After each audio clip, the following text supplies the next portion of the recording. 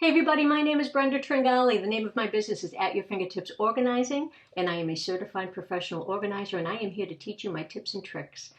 So welcome to day 9, and today we're talking about empty boxes. Are you one of those people that hangs on to empty boxes because you think you may need them one day, or you store, maybe you don't store items in them, maybe you do. Maybe you think you're going to need it to return the item at some point. If so, here's my tip. Really think about that. Maybe you give yourself a date by which, if you don't need the box any longer, you'll get rid of it. For example, maybe it's the return by date, or if you decide to store it somewhere else. If you give yourself a date to reevaluate, that can certainly help. But here's the bigger tip. The bigger tip is to fold your boxes. So don't keep them set up like a lot of my clients do. Fold them so that they take up less space in your home. Because I don't know about you, but when I see piles of things stacked or just thrown in a corner or whatever, as we say in Italian, it gives me agito.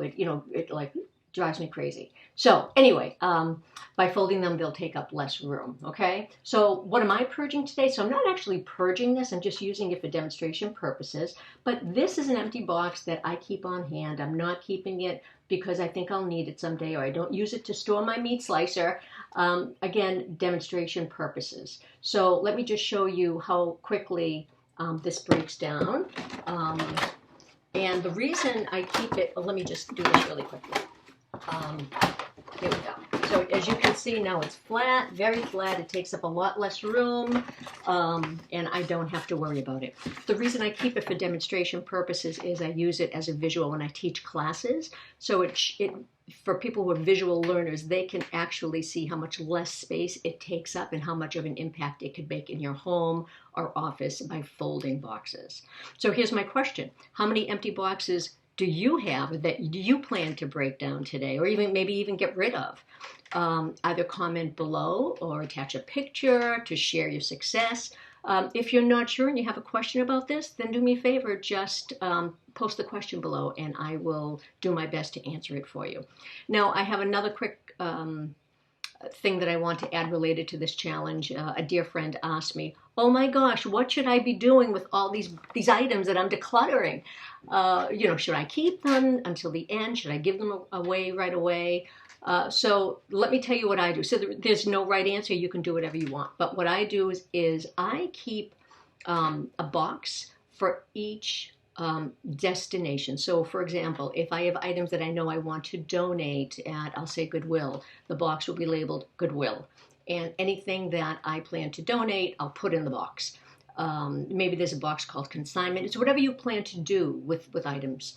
And then what I do is I let them accumulate until I know I am going to be in the general area of where the box is going.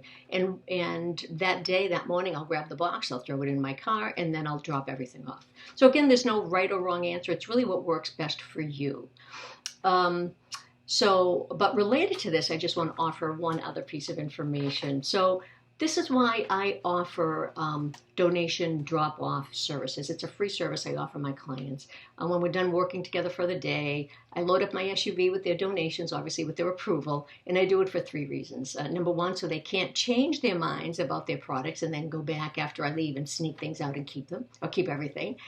Number 2, so they don't have to be bothered dropping them off. It takes time, it takes energy. You spend money, gas, whatever. Depending how far you have to go.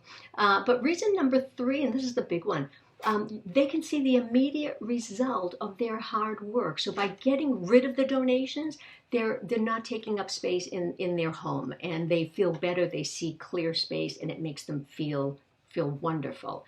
Otherwise, this is a true story. It applies to several clients. Sometimes I've gone back to their homes for our next session, and the same donation bag or box is sitting there after not only days, not only weeks, but sometimes months. So I say get rid of them as quickly as you can. That is it for today, my friend. Please join me tomorrow for yet another decluttering tip. And thank you so much for joining me. And remember, I am here to help you simplify your life to get rid of the things that no longer serve you. So I will see you tomorrow. Take care. Thanks. Bye.